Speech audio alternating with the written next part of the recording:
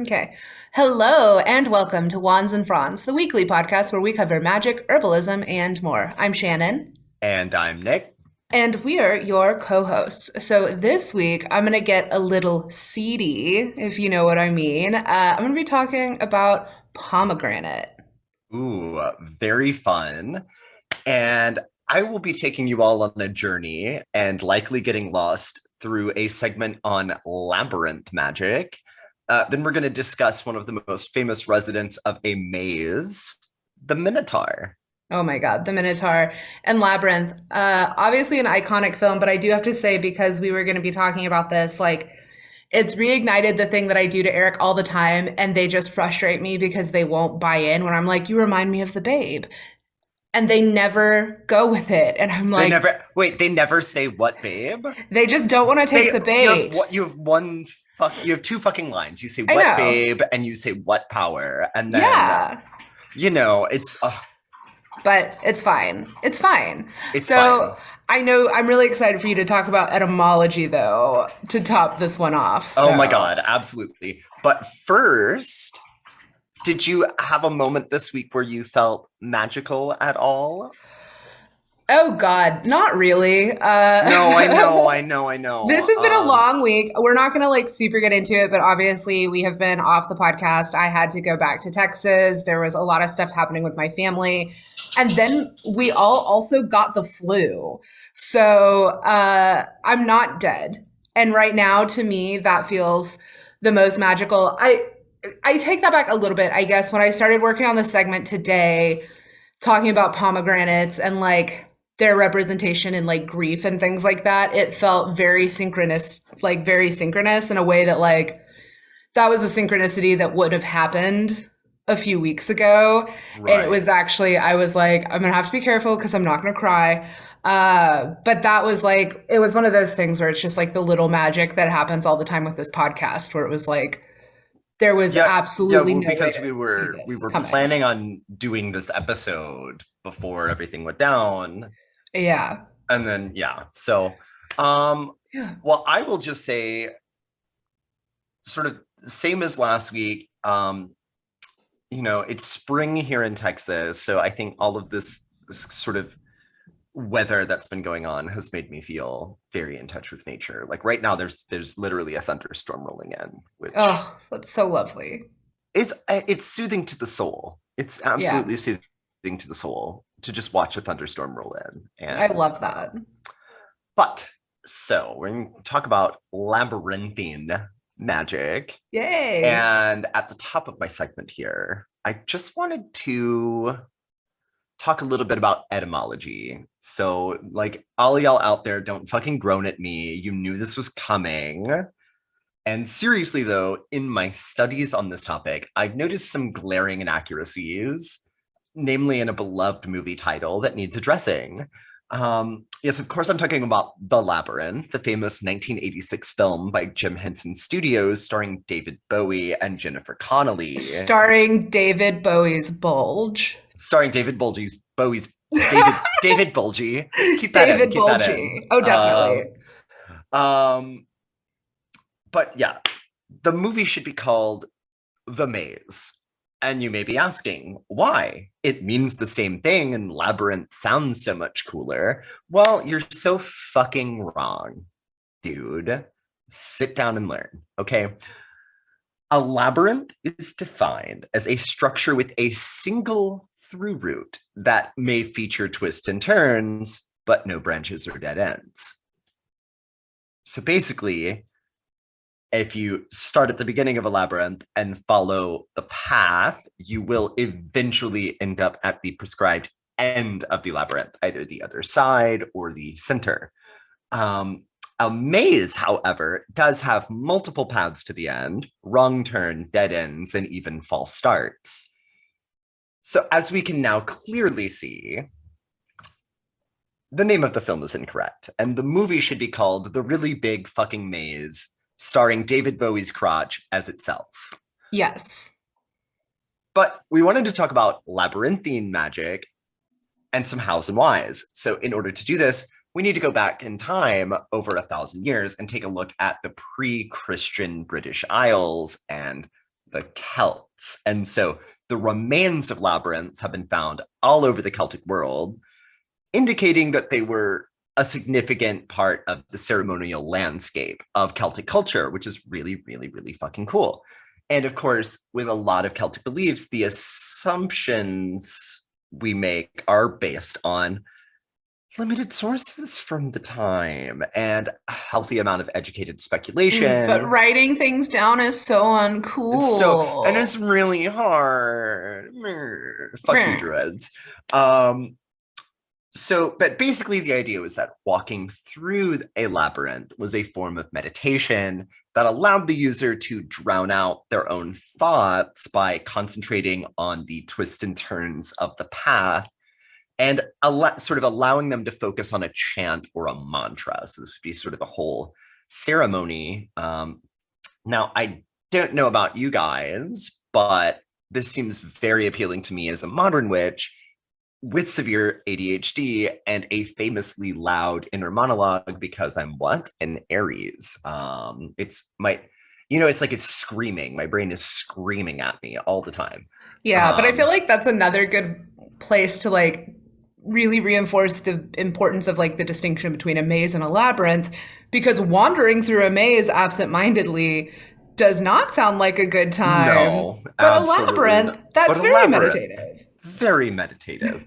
And a labyrinth doesn't have to, like a maze would have to have walls high enough to keep you from seeing over, whereas a labyrinth can be low to the ground, which we're going to talk about making your own labyrinths later on. But it's fine if you can see sort of where it's going, because there is just one path. So it does not need to be like a maze where it needs to be very tall. Yet another distinction between a labyrinth and a maze. But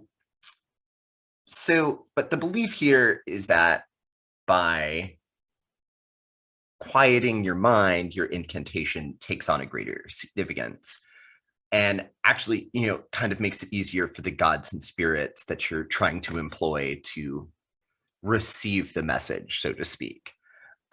Because it does kind of drown out that background noise. You're like focusing on this task and then you're focusing on what you're saying and everything else kind of falls into the background. With that being said, I did also kind of want to talk about the form of a labyrinth besides the height. And in order to do that, I'm jumping forward to the early 2000s, the very, very early 21st century, if you will, in the realm of Texas, where a young boy becomes intrigued by witchcrafted magic for the very first time. I'm, of course, talking about myself. And the story goes that we used to get this catalog called, in the mail, you would get a catalog. I mean, for all of you people who are maybe younger than 31 or 30 or whatever, a catalog is like a magazine full of stuff you can buy. And there's a little order form at the back. And you sort of check off what you want and then put a form of payment, either your credit card number or cash. And you send that back in an envelope to where the catalog comes from. And then they send you stuff. It's all very analog, baby. Very, very analog. But we used to get this catalog from a place called it was like Pyramid or Pyramid. Dude, Pyramid. Yes. I remember I bought a Ouija board from Pyramid. I mean, I just remember whenever I would look at Pyramid, I was like, I want every bead curtain. Oh my God, bead curtains. So it was full of crystal balls. You could get tarot decks from there. You could get Ouija boards, famously bought one from there. Cloaks, wands, and importantly here, multiple versions of tabletop labyrinths and labyrinth jewelry. And of course, I was intrigued, and I do love sort of Celtic lore. And so I would sort of draw like the shapes of labyrinths sometimes, just as like a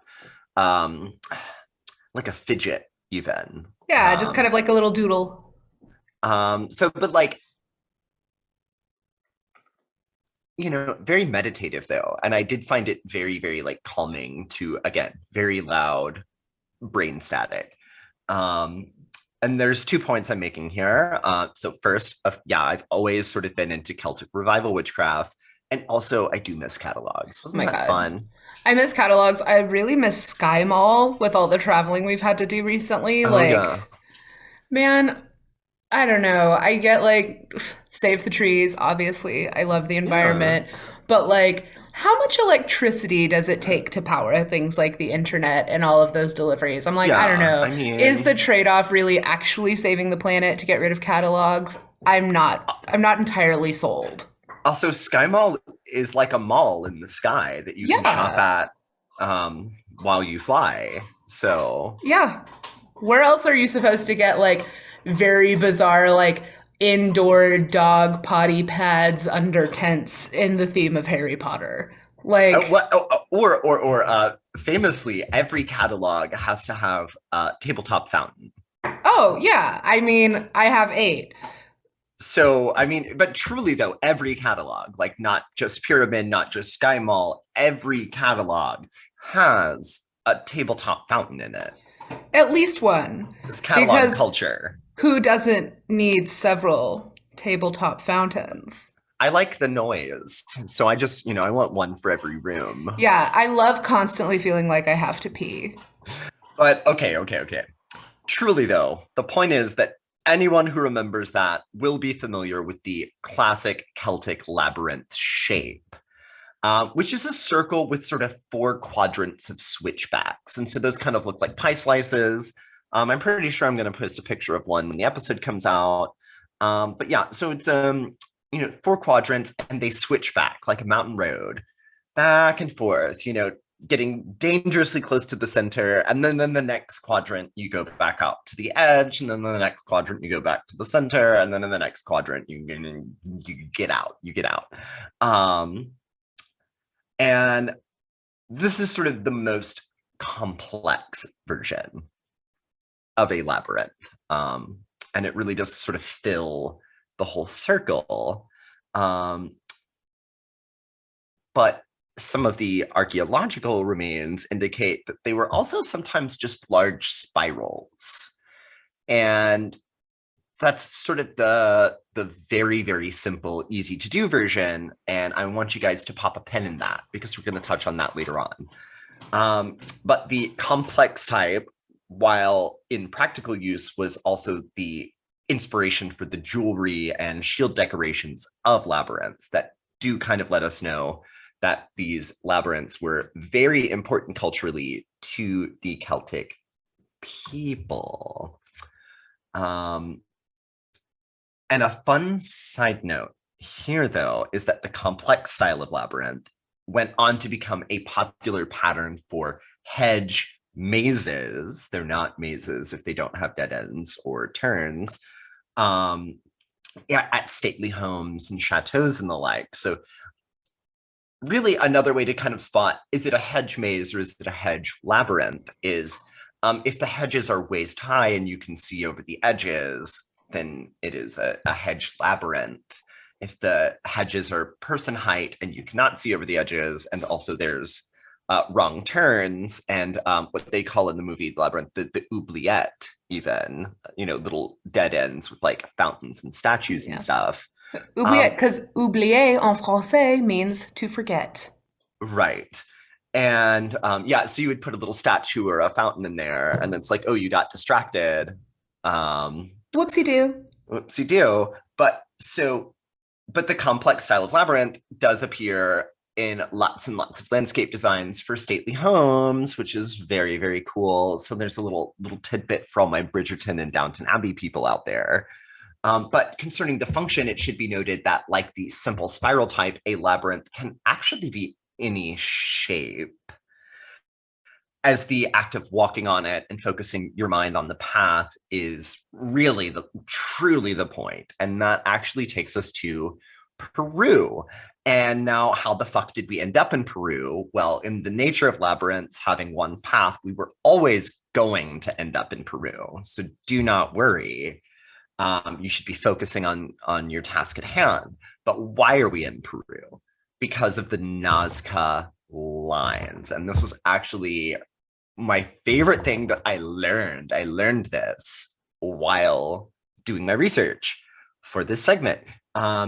So the really interesting thing is that a lot of archaeologists think the Nazca lines may have been a form of labyrinth, and it doesn't take a lot of imagination when you see the stylized pattern of not only switchback lines but also spirals as a really similar creation to a Celtic labyrinth. I mean, it really does not take that much imagination at all. But like I mean, I don't think it was aliens, but it is definitely possibly a labyrinth. So Yeah, just because it wasn't white people doesn't mean it was aliens, History yeah, Channel. yup.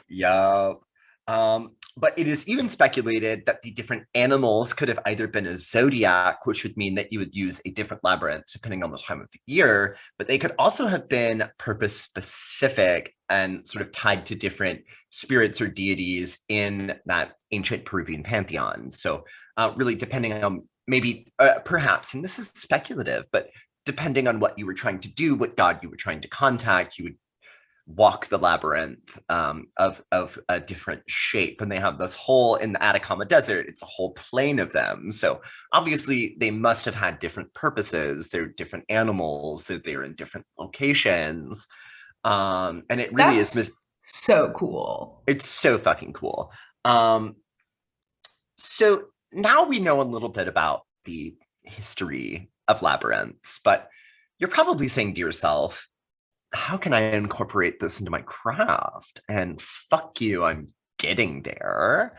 So I think the easiest way to get some labyrinth magic into your life is to practice drawing some, like little 12-year-old Nick was doing back in the day.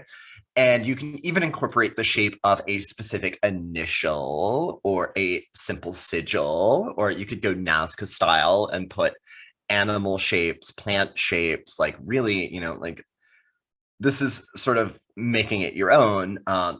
And the roots of the practice being what they are, though, the truest way to do this work is going to be going outside in the grass under the moon, even.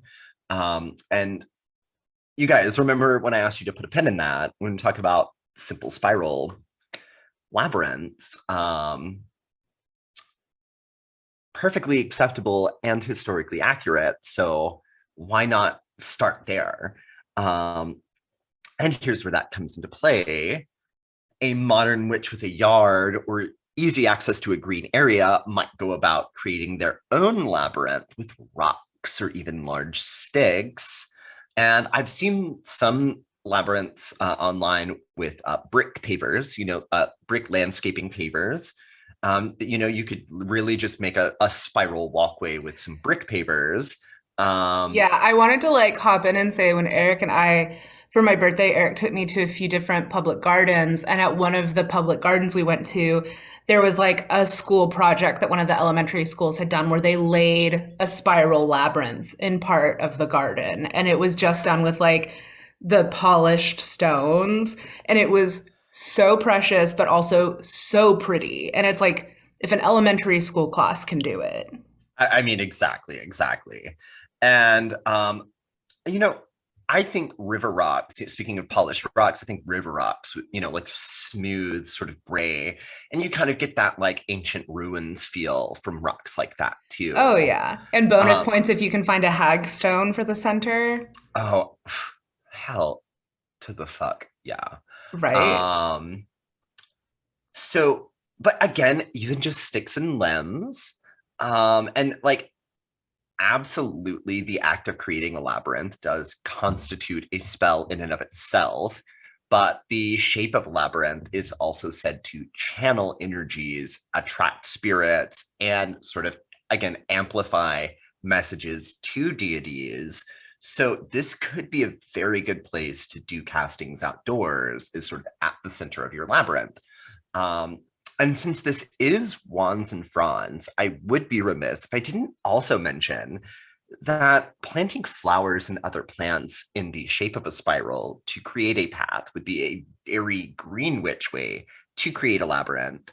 And this is just something that I thought of, but I'm throwing it in there because if you have tall grass in your backyard, you could literally get out the weed whacker and do like a labyrinth crop circle.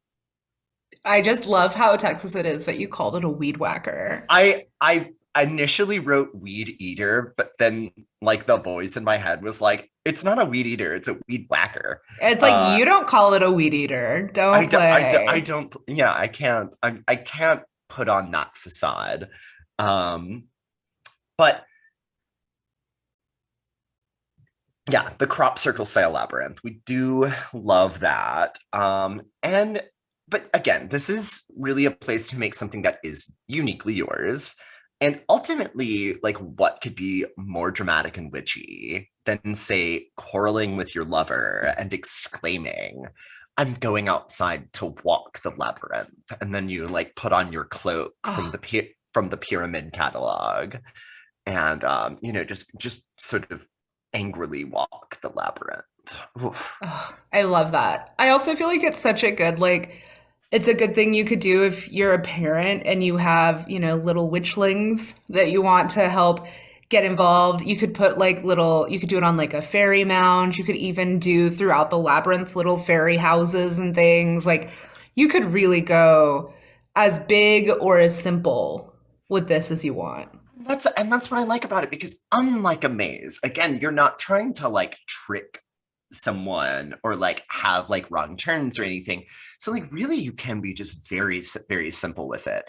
And I Yeah. even like the sort of like the Celtic ruin version of a labyrinth where it's like just a spiral or like a switchback of rocks with like grass growing on and around it, like Yeah. just very like ancient and mystical looking, but like that would be so easy to do in your yard if you just, I mean, they sell river rocks at Home Depot, people. Like, Yeah. like you don't even have to, $5 a bag. It's that not going to really, be a budget buster. and it's gonna look good.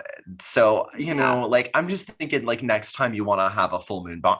And here's what I'm saying. If perhaps you did want to go through with this and you perhaps decided to also use those river rocks to make a fire pit for your full moon fires at the center of your labyrinth, I don't think anyone would be mad about that. No, And not if at you do, all. and if you do that, or if you have a French chateau that you'd like to invite us to for a vacation and an artist retreat, please shoot us an email at wansandfranspod@gmail.com. Yeah. Or And you we'd can message us on Instagram at Wands and Franz Pod. absolutely, that's an invitation I desperately crave. Yeah, I would definitely not turn that down.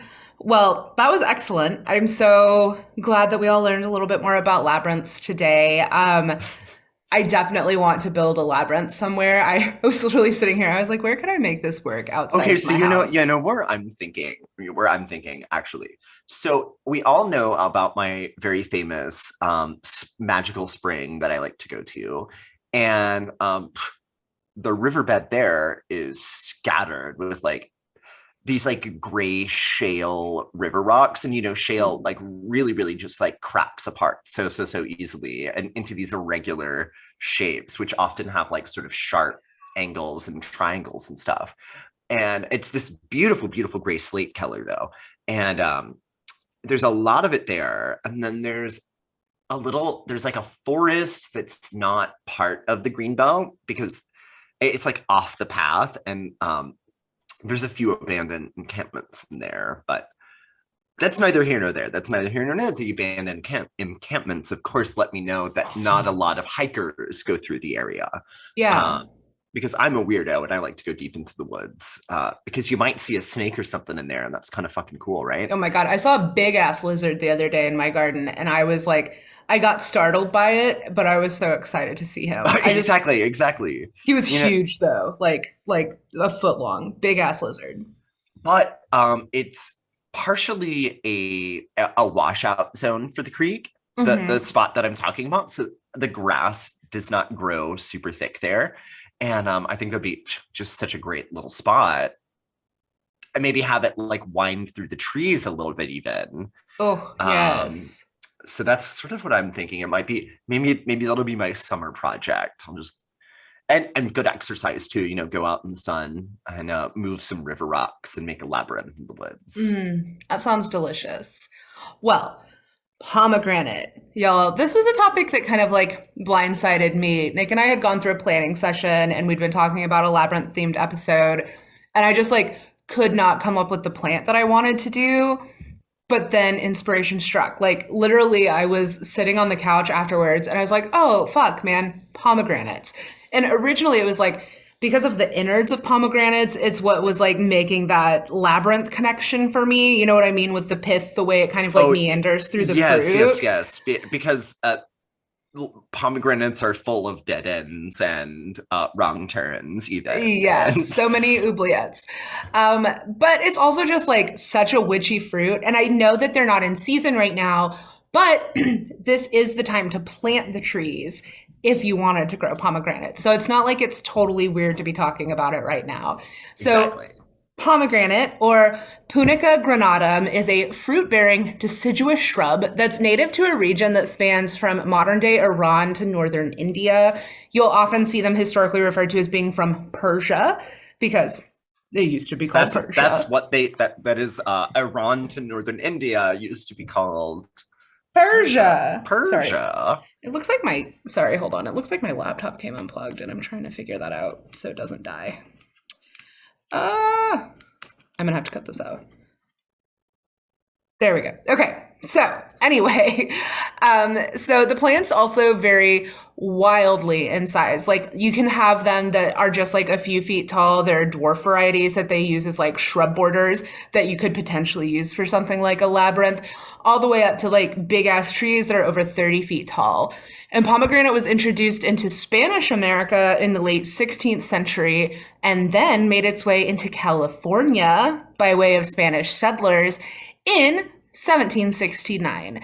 And so I just wanted to like point that out because even today there are actually pomegranate trees all over the place in California. Like actually my vet's office has one growing like in the parking lot. There's literally a pomegranate tree that like hangs over the like back end of the vet's office. Anyway, so but pomegranates have been domesticated as early as the 5th millennium BC, and they're actually one of the very first domesticated fruit trees ever. So this is like ancient. Some people also have speculated. I would just like to pop in here for everyone that's been waiting to take a drink and say that parts of Mesopotamia were in what is now Persia, or what became Persia. Oh, you just wait. No, I get Mesopotamia in there. Oh, we're gonna get Mesopotamia in here. They fucking loved pomegranates. They did. So anyway, like I was about to say, Nicholas. Oh my God, is it really that close? Mesopotamian cuneiform records that mention pomegranates from the mid-3rd millennium BC. So there you go. Take a drink, a second drink. We're talking Mesopotamia. Waterlogged pomegranate remains were found at the circa 14th century BC Uluburun shipwreck off the coast of Turkey, along with some goods like perfume, ivory, and gold jewelry. So we can assume like pomegranates were considered a luxury good, right? And other archaeological finds of pomegranate remains have been like from like the late Bronze Age, are typically in like the super bougie homes of like the very elite, the very wealthy. So we're pretty certain it's the case, right? Like pomegranates were for the well-to-do. So the fruit itself is in season from October to about February in the Northern Hemisphere, which aligns almost perfectly with Persephone's time in the underworld, because as we all know, in the myth, Persephone was bound to the underworld for 6 months out of the year because she ate 6 seeds from a pomegranate. And if you want to grow a pomegranate tree, though, you're in luck if you live in zones 7 to 10 in the US. They are actually like really resistant to pests too, but you can open yourself up to some problems if you overwater, because once they're established, they're actually like remarkably drought tolerant. I mean, think about northern India. You're not exactly getting like regular. It's a pretty arid climate. Yeah, it's not the UK. Like you're not getting like regular misty days. So and the reason for that though, famously, is because there's a huge rain shadow coming from the Himalayas, which not only causes the monsoon on one side, but keeps it very, very dry on the Persia side. Yeah. So these are actually a really great fruit tree if you live somewhere in zone 7 to 10 that's prone to drought. You do want to take care, though, when you're selecting your variety, because more and more there are like decorative pomegranate trees that are being bred that aren't going to give you like super good fruit, which I'm assuming if you're growing a pomegranate tree, that's probably what you're growing it for. Oh my But god, like the dwarf pomegranates that are like this big. that don't And taste like anything. but then also it's like pomegranates are already hard to open, so it's like you like crack open a mini pomegranate. You get like a Persephone sized portion of pomegranate seed. Six They seeds. they don't taste good. Nope. And then you've probably like gotten a cut under your fingernails just trying to get in there. So Yeah. fuck those tiny little pomegranates. I'm gonna Yeah. say it. Fuck them. They're really not worth it. I will say the wonderful pomegranate is actually the most common cultivar in the US, and it's going to have that familiar, that's kind of like, it's the sweet but slightly tart pomegranate flavor that you're used to. There are some sweeter cultivars, but like literally 90% of the pomegranates grown in the US are from wonderful pomegranates, which is like the wonderful company. We can talk about the problems with the fucking resnicks all day, every day, but it's a pretty safe bet. The wonderful pomegranate is a very good cultivar for you. You do want to plant it in full sun and well draining soil. Remember, if you don't know if your soil is well draining, dig a hole about a foot down, fill it halfway up with water, come back in half an hour. Is the hole drained? Great. Your soil drains You just have fine. well draining soil. If it's not, you got a fucking problem and we're going to have to deal with that. But that is a much bigger issue to deal with. So for the first year or two, anytime you plant a tree, you need to regularly water it, right? It's like thinking about how long it takes a tree to get established is very different than like you're transplanting like a honeysuckle bush or something, right? Like it literally can take up to 2 years for a tree to be established. So during that time, you're going to want to make sure you're watering it pretty regularly, usually about like twice a week, sometimes daily though, when it's really hot. You do want to plant it once the danger of frost has passed. And I know for a lot of people, the safe time to plant is going to be around Mother's Day. That's a pretty good rule of thumb, I think, for a lot of people that live on like the East Coast and places that do get more regular freezes than we do. So if you're interested, now's about the time to start shopping around.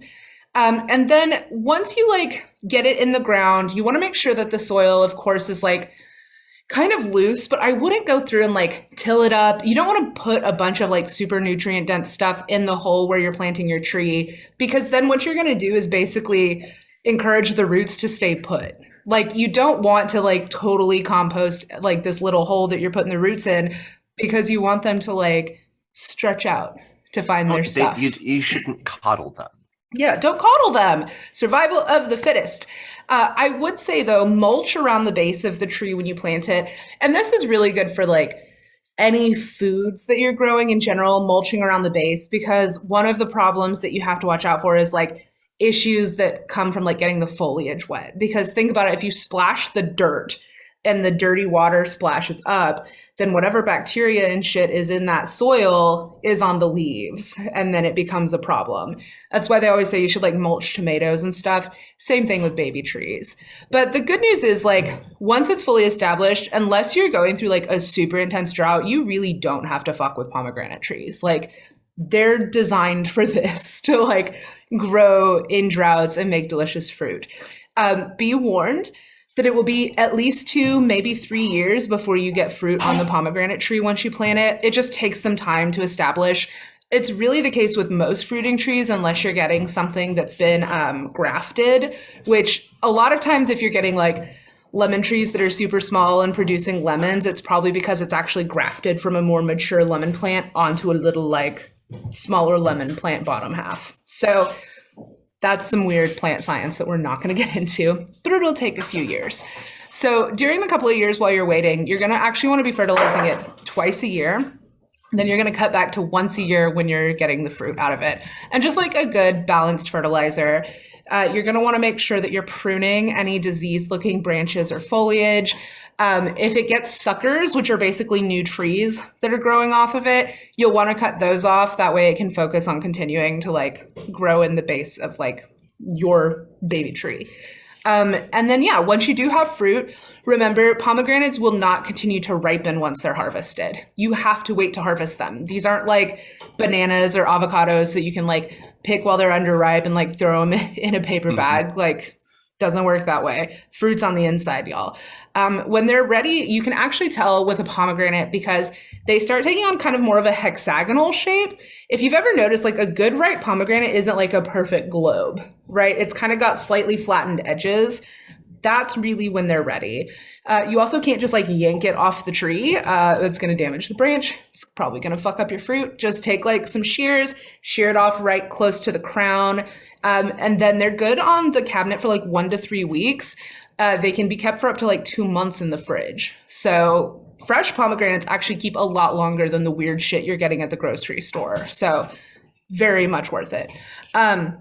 I'm not going to spend a lot of time getting into like herbalism with this one because it's really not something that's got like a specific use. Like it's an antioxidant. It's great for your immune system. But there was this whole thing in like the early aughts and like the 90s, if you're of a certain age, that you'll remember about how like pomegranates prevent cancer.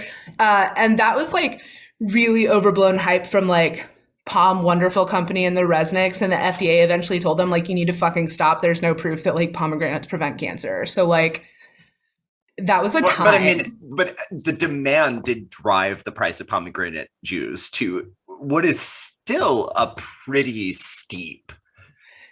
It is, especially for a fruit price that tag. like has been in the United States since the 1700s. Like Right. This isn't some weird exotic fruit. It's like this shit's been here since before the United States was the United States. It Right. seems silly for it to be so expensive. It's almost like oranges too. Speaking of fruits that were heavily cultivated by the Spanish, it's Yeah. like if someone said orange juice prevents cancer, I mean, can you imagine? Can you imagine if you had to pay like $20 for like a half gallon of orange juice or some shit? Can you imagine if people had listened to us during COVID and just like gone fuck all on oranges and then they were fine? Okay, I did read. Okay, I'm gonna let you finish. Thanks, Kanye. But no, I did read yet another study recently, and I'm not gonna like quote it, but it did say that the number one vitamin deficiency in the United States is vitamin D. So I was right all along. And get that D. Yeah, anyway, do go on. Do go on. You can also get it from pomegranates if you like have a pomegranate tree. They've got really great vitamin levels. They're also supposed to be really good for like blood pressure issues, but again, it's like it's very different with fruits than herbs because I feel like herbs have a tendency to be more like directly medicinal and you can make like teas and tinctures. And I just don't want to like buy into this whole like eating a shit ton of carrots will give you 20/20 vision. Like that's so weird. But I mean, here's the thing. That was British propaganda anyway. Yeah, eating a shit ton of carrots will just turn you orange. Which is great. Which if you are wanting to like be a pundit on Fox News, load up on carrots. Load up on carrots. Or if you're wanting to go to the Jersey Shore, you know, they love that orange, that they do. Muscular orange look there. In vogue. So let's talk about magic though, y'all. So pomegranates, they're associated with the planet Saturn, the earth element, the zodiac sign Scorpio, and of course, the deities Persephone and Hecate. And it will surprise no one that entering Hecate's garden made a big appearance as a source for this topic. Shocker. One of the things that Cindy Brandon refers to pomegranates is she calls them like a source of the hero's pyre or like the sacred fire, which the sacred fire in Hecatean witchcraft is the thing that basically you can use it to like deepen your experience of the feminine mysteries, like your connection to departed loved ones. And it also has the power to bring like rebirth to those who are deemed worthy. So pomegranates in Hecatean witchcraft are kind of a big deal. And pomegranate, though, it's associated with chthonic powers, right? Like because of the connection to like Persephone and the underworld and Hecate. And they're closely tied to grief when you think about Demeter's grief when Persephone is taken from her. But in a similar vein to kind of like Chthonic deities, we also see a lot of duality in the magical properties of pomegranate. Two in particular that really popped out is like abundance and banishing, and then also clarity and deception. So I think when you're working with it magically, pomegranate's a plant ally that like you really need to be clear in what role you're asking it to play in your spell work, right? Like this is one that can kind of like swing both ways. So you just want to make sure that you're like really setting intentions and being very clear. But pomegranates are also useful in magic for like rebirth, love, forgiveness. Like essentially, if it has something to do with shadow work, pomegranate can probably help. So you can use the seeds as offerings and of course use it in like kitchen magic. Grenadine historically was actually concentrated pomegranate juice, like as a syrup. Check the ingredients because a lot of grenadine now is not, it's like artificial, but you can still sometimes find grenadine that's made with pomegranate juice. And that's a great way to do like magical witchy cocktails using grenadine or actual pomegranate. You can like reduce pomegranate into pomegranate syrup and that'll be delicious in a cocktail. You can also, though, use pomegranate juice on the end of a feather as ink for spell work. Or in Entering Hecate's Garden, she had this great, like, kind of how-to where you basically heat pomegranate juice up until it's just steaming. And then you take undyed parchment and you, like, dunk it in and pull it out and let it dry. And then it's, like, basically stained this really kind of almost, like, light pink with the pomegranate juice, which I think would just be, like, actually so gorgeous. The juice is also great for infusions though. So I love the idea of making an herbal tea, especially something with like skullcap or mugwort, and doing it double strength. And then when it's done, adding like equal parts pomegranate juice to the tea concentrate that you've made. Like, when I was in high school, I used to love getting like pomegranate juice added into like teas and stuff because it makes them pink and delicious and it's like really healthy for you and it's got lots of vitamin C and vitamin D. But also it's just like delicious and tart. And how magical would that like tea be? Like a skullcap tea that's then like added into pomegranate juice that you drink before spell work. Like it's like Hecate's right there. I also, though, wanted to include like a few great notes on pomegranates and grief, specifically from the Herb Crafters Tarot deck. So it represents the 9 of air in the Herb Crafters Tarot, and I just love the depiction of pomegranates on here with this like the knife, and they're like cut open and laid out. But of course, like when you think about the story of like Demeter and Persephone, and like Demeter like basically losing Persephone for half the year, it's like the tie between pomegranates and the underworld and grief and like death and separation, because some people also speculate that pomegranates could potentially have been like the fruit in the Garden of Eden that was like the forbidden fruit. So there's a lot of people work with like pomegranates when they're going through grief and like for spells related to grief and helping overcome it and helping you like move through it. But pomegranates, I think, are really like a great lesson for all of us. And so I love this quote that was included in the book. It's from the prophet Khalil Gibran. And he said that the deeper that sorrow carves into your being, the more joy you can contain.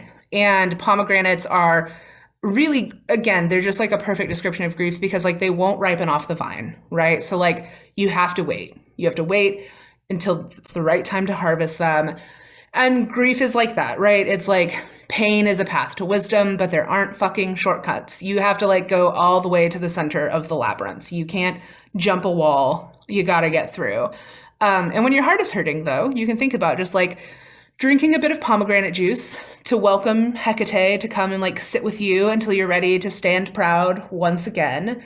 And also one of the suggestions in this Herb Crafter Tarot book is to like tear open a pomegranate, enjoy the seeds, and claim your underworld crown.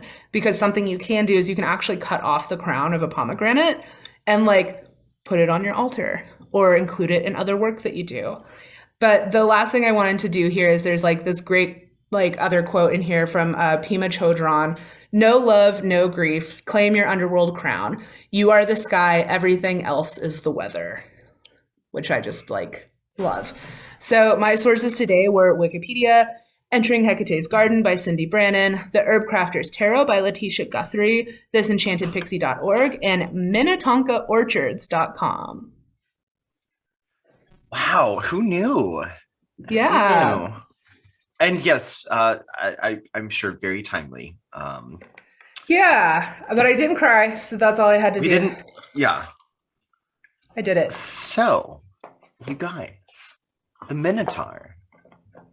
And of course, I'm going to be telling the story of the Minotaur today because he famously lived in a maze that has been incorrectly identified as a labyrinth ever But since. now we're all going to be obnoxious and correct people, aren't we? It's a good thing. It's a good thing. It's a good thing. I mean, it does sound cool, but technically it's wrong.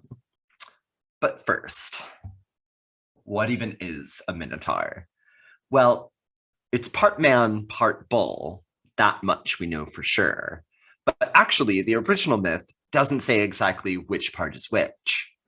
So we actually have a whole variety of depictions from the classical age before the matter was generally settled and agreed upon. So firstly, I think it's kind of the lame version where it's like a bull body with a human head.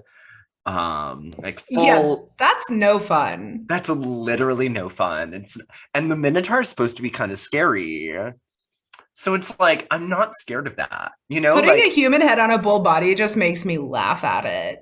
right. I'm like, oh God, Like, I'm um, embarrassed for you. I'm kind of embarrassed for you. Also, cows like really aren't that scary. Like the scariest part of any cow is a bull's horn. And we've kind of taken that out of the picture with the bull body man head version. So I wish I could give you 0 out of 5 stars, but I can't. So I give you 1 star. Is what Tyra Banks would say. And it's a little wonky even.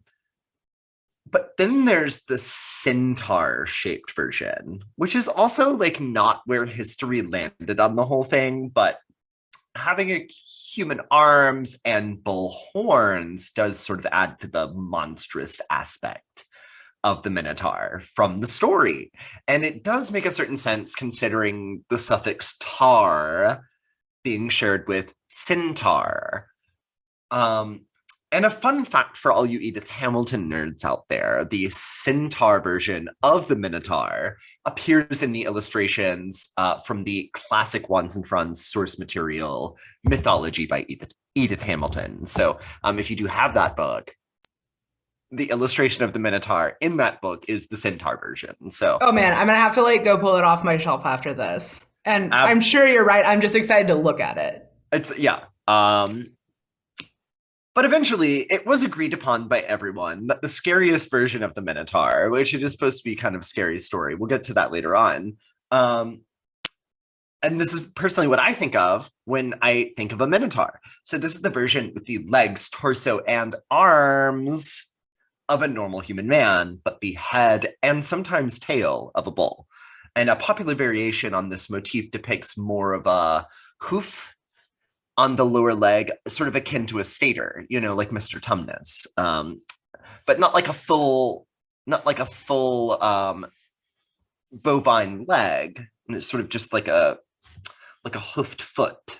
So similar to a satyr, but not quite. And as well as being scary, I do think it's pertinent to admit. I mean, but also speaking of being scary, though, think about how much it would suck to fight for your life against a creature with like human arms and hands that can hold a weapon versus a hoof, like. Yeah, I mean, thumbs are really a game changer. The thumbs are a game changer, y'all. But the Minotaur is also usually depicted as being very muscular and having like the strength of his bull lineage, if you know what I mean. So this makes the Minotaur, pardon the term, kind of hot even. And it's sort of like, ooh, I'm lost in a maze. What's this muscular bull man gonna do with me? And at least that's the idea in some of the more erotic mosaics featuring the myth of the Minotaur that we have on record. But truly, though, the myth is not that of a horny bull, and pun fully intentional, but it's partially a tale about two horny women, though. So I think we can set the scene now. Like, do you feel confident that people sort of know what a minotaur is? I think people have many ideas about minotaurs at this point. Yeah. So basically we begin though when King Minos is at war with his brothers over who gets to control the island of Crete. And the family dynasty has taken over. Minos is, of course, the heir apparent, and this matter, but his brothers do what brothers do, and they're being a fucking thorn in his side, so to speak. And being an island king, Crete is an island, if you didn't know. Um, he naturally turns to Poseidon for help. He prays for a sign in the form of a white bull, which, when it would appear, would signal Poseidon's favor and then be sacrificed in his honor. And the fact of the matter is, Minos is the rightful heir, so Poseidon sends the bull. And the bull, in fact, shows up and is a beautiful and majestic creature, as befitting a sign from a powerful god. And this is where good King Minos fucks up. He decides he's had his sign, so why not keep the bull instead as a symbol of his divine favor? Well, many QWP time. If you pray to a god for a sign and then promise to do a sacrifice, then the sign arrives. White bulls famously not being very common at all.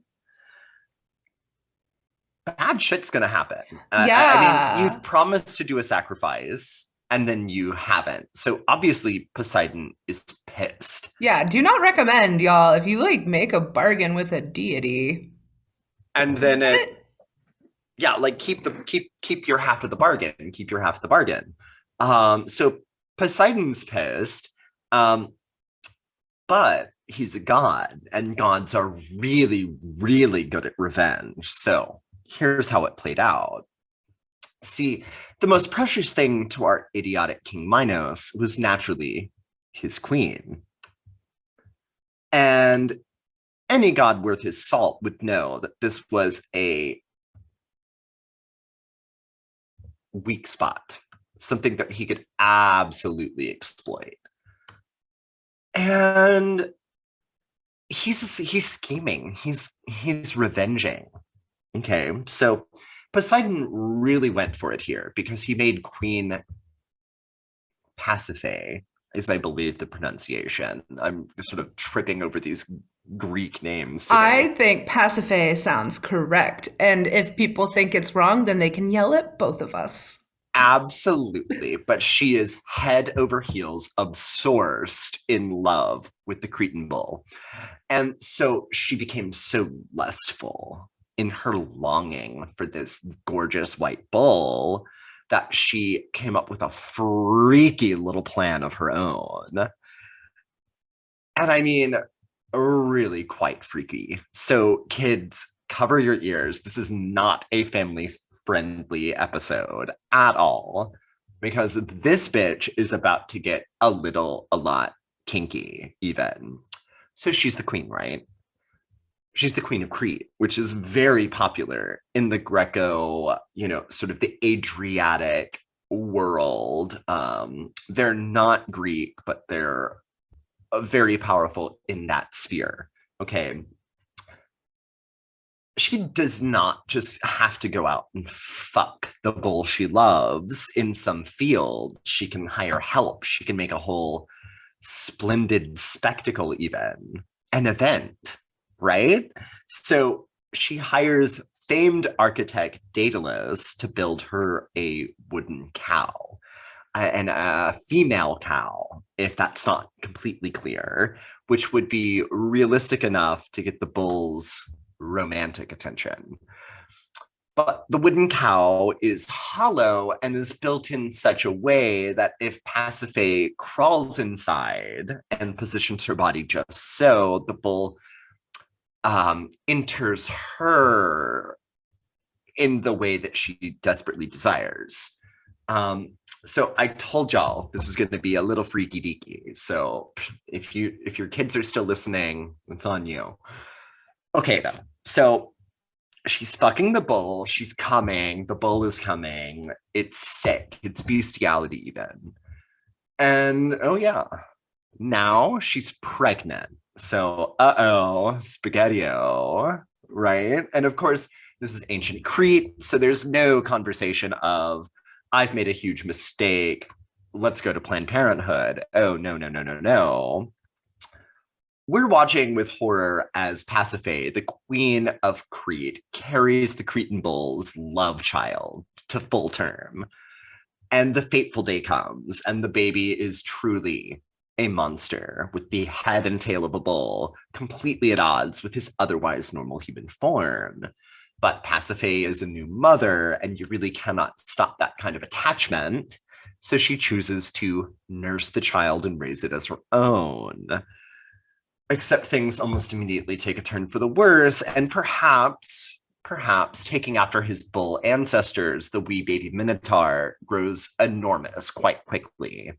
And after weaning, it becomes clear that this unnatural abomination even cannot just eat normal food or even like grass and oats, which would be preferred by his bovine relatives. No, no, no, no, no. The Minotaur can only be satisfied by devouring human flesh. Dun, dun, dun! Right? Oh my God. Okay, so you almost have to imagine, though, the horrific things that would have led up to the ultimate fate of the Minotaur. I mean, my thing is, I'm just like, I'm going through the horrific things that led up to them figuring that out. Oh, yeah. So, I mean, perhaps he's like killing his minders or his nannies in gruesome ways. Like some shit. I mean, so we do have to keep in mind that this is a royal household in the age of ancient Greece. You really had to do a lot to the servants for them to put you away. You know, people killed their slaves all the time. And you know, his mom was a queen, so they probably looked the other way for quite a while before. For a very long time. Oh God. Right. To be a fly on the wall in like the servants' quarters there. Yeah, I mean, gosh, can you imagine trying to put that out on Craigslist? Oh my God. The seventh nanny this year. Right. Like Mary Poppins could not deal with this shit. Mary Poppins would be eated. So eventually, though, we arrive at a pretty drastic conclusion. We cannot house train the Minotaur. Something's got to be done. So now we're back to Daedalus, who I guess has just been on retainer the whole time, like fixing the moats and shit. Like, I don't know. Just getting ready for like cow business. Right. He's just hanging out. I mean, you know, because she went through a whole pregnancy even. So we're talking like at least a year later. Yeah, plus all the time it took to figure out that he was a human muncher. So like Right. I mean, you know, and people back in the day wouldn't wean their kids till like 2 or 3 a lot of the time because it's a lot easier to feed a toddler with a titty than to try to, you know, make baby food out of raw ingredients. So all of that to say, Pasiphae and Minos commission him to design an impossibly difficult maze to trap the Minotaur in to hide their shameful mistake from the world. And I guess they could have left it there, but oh no. So the politics of being the king of Crete are coming back into play here because now instead of being at war with his brothers, the dumb King Minos is now at war with Athens, which is not a good idea, typically speaking, because his son was killed at the Pan-Athenian festival. Well, the legend goes that he wins the war and decides to kill two birds with one stone and take his war reparations in the form of human sacrifices. In this way, honor is satisfied, and also he gets to feed his monster stepson, the Minotaur. And so here's how it went down, though. Some people say every 7 years, some people say every 9 years, some people say every year. But every so often, they would send 7 young Athenian men and 7 young Athenian maidens who were selected by lottery, and they would travel to Crete as a sacrifice. And they would be put inside the maze to get more and more lost, and eventually all succumb to the Minotaur's hunger for flesh. Oh my God. It's like Hunger Games meets Saw. It's like Hunger Games and Saw. It's absolutely delightful. And nobody ever made it back out alive, except for one man, Theseus. And see, Theseus, much like Katniss Everdeen, volunteered as tribute. And his father was Agis, the king of Athens, and he was itching to prove himself as a hero. I mean, we have this young prince. He's going to be king one day. He wants to sort of prove himself and end this ridiculous Minotaur Hunger Games situation. So he makes his journey to Crete with the other offerings, and there he meets yet another impossibly horny Cretan noblewoman. Oh my God, what is in the water there, Crete? Come on. Really, though. And in fact, Ariadne was the daughter of King Minos and Pasiphae. So yet another woman in this family is just obsessed. We have this obsessive lust-fueled mania, also known as love at first sight. And she uses her position, though, as the princess to sneak in and see Theseus before the event, so to speak. And there's obviously not much she can do to ensure that he makes it out alive, but she's got to be smart.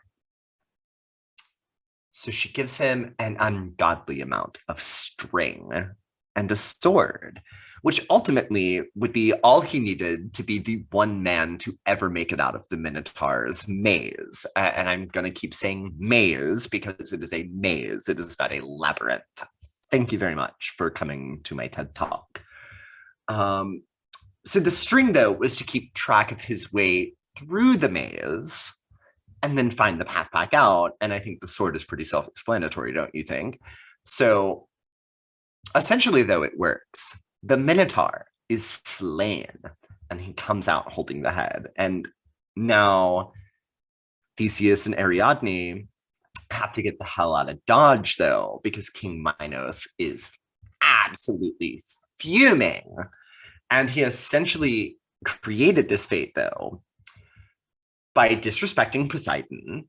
And like clearly this love match between Theseus, the prince of Athens, and Ariadne, the princess of Crete, would have been very politically advantageous, but everything is fully tits up because you just didn't sacrifice that bull. Like, this is why this has all been put into play. And that's not the point, though. So we have our lovers on the run. Ultimately, Theseus, though, I guess it wasn't that much of a love match, ditches Ariadne on the island of Naxos, where she does become the consort of Dionysus, her crown as Dionysus's sort of queen consort being preserved as the Corona Borealis, the northern crown. So, you know, she gets hers in the end. Yeah. I mean, if you're going to be anyone's consort. Right. I mean, big Sam. Party. Right. Partying on an island with Dionysus. I think she kind of dodged a bullet. Yeah. I'm like, I think she won. Versus being a politician's wife. So yeah. Ugh. We've all seen The Good Wife. I'd much rather party with Dionysus. Right. So, which is all well and good. It's all well and good. But the Minotaur would have some satisfaction from beyond the grave as regards Theseus. So Theseus had told his father, King Agis, that if he returned with white sails on the ship, then his mission had been a success. But if the sails were black, which was the original color of the sacrifice ship going to Crete, then he had perished trying to slay the Minotaur. So the king is doing this thing, like an old sailor's wife, even, where he's watching from a cliff for the returning ship. And maybe it was the ghost of the Minotaur. Maybe it was Theseus being a himbo wannabe hero. But somewhere along the way, they forgot the thing with the sails. And so King Aegeus catches sight of the black sails from the sacrifice ship. And this is so fucking dramatic, too. He hurls himself onto a cliff, off of the cliff, dramatically, and into the sea, perishing in the crashing surf. And so technically, this makes Theseus the king of Athens. And it also shakes him to his core. Because he's a fucking idiot? That whoopsie dude, a big deal? Yeah, no. Well, King Minos was the original fuck up. Theseus was just there to kill the Minotaur and keep the Athenian youths safe. Right. But, here's my thing. The only one even kind of innocent in this story is the Minotaur himself, who A, never asked to be born a monster, and B, could not help how he was being exploited. So I think King Aegeus throwing himself off a cliff was the Minotaur's revenge even. Yeah, I mean, the Minotaur could have been like a very green Undertaker, but they had to make it a fucking game. Right. But that's the story, folks. I hope you enjoyed it. And now, a taroscope. Woo! So today I have drawn Aries from our little kitty cat astro cards. And for you, I've drawn a very Aryan card, Justice. So I love this. Speaking of the Minotaur's revenge. Speaking of. So I feel like Justice is one of those cards that can it can have like a really straightforward interpretation. So like if you have been wronged, get ready for justice to be served like on your behalf. But also if you've wronged someone, your time to eat crow is like round the corner. But if you want to get into the more like interpretive side of it, like at the core, right, justice, the card for justice is about truth. So in the less literal sense, this could indicate that you're like approaching a decision or some sort of choice that would impact your well-being, but also the well-being of others. And when it comes time to make this decision, you need to be sure that you're making that choice out of accordance with like your highest self. Even if that means it's not necessarily like the fun, carefree choice to make, because this is like you have to watch out for the long-term greater good of yourself and of your loved ones.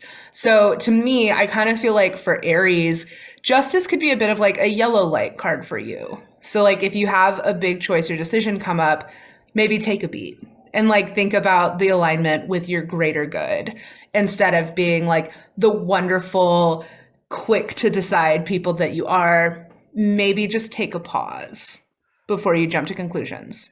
This is resonating a lot with me for reasons that I will discuss off the air. Good. But yeah, excellent taroscope this week, Shannon. Woo-hoo-hoo. So y'all, we're back. Hi. Hello. You missed us. We missed you. I am really excited to be here with Nick, to be talking to you guys. For everyone that's reached out, we really appreciate it. If you want to get in touch and you want to like learn more about Minotaurs or tell us what your weird Minotaur fucking fantasies are. Absolutely. I'd love to hear your dirty, dirty thoughts about the Minotaur. Let us know. You can email us at wandsandfranspod@gmail.com or message us on Instagram at wandsandfranspod. You can also join our Patreon, which is patreon.com/wandsandfranspod, and you'll get extra bonus content like additional episodes during the month, video recordings. We'll sometimes do like monthly gatherings when we have time and the bandwidth for that, like sort of virtual coven meetings. Yeah. And so, Nick, how else can they support the podcast? Well, we got the Facebook group, which is at Wands and Friends Pod. They can hit us up on Instagram at Wands and Friends Pod. And like Gmail, you could send us an email at Wands and Friends Pod. And but really though, I think I will just say I'm most active on Instagram. I posted some really fun reels about spring wildflower season recently. So it's like you get a little taste of bonus content there for the low price of free 99. Free But 99. but also, you guys, what you could do for the low price of free 99 is you could like, subscribe, and review wherever you're listening. Spotify is allowing people to rate podcasts and review them now, which is so cool and so good for us. We have charted twice on iTunes now, once in Norway and once in Romania. So we'd love to have lightning strike a third time. Yeah. And Who else is going to welcome us into your country? Also, like big ups Romania and Norway. yeah, big ups Romania and Norway. We love y'all. We still want to know who those four people in Japan that download the episode every month or every week are. And Yeah, but I we're think we scare them when we talk about them, and then our Japan downloads drop. So, well, sorry. yeah, sorry, but I'm curious. We want to know you. We just want to say hey, like, don't be scared. So I guess to all of our horny, bullheaded, pomegranate eating bitches, Wow, to those horny, bullheaded, pomegranate eating bitches out there, we say blessed be bitches. blessed be you horny bitches. Goodbye. Bye now. Woo!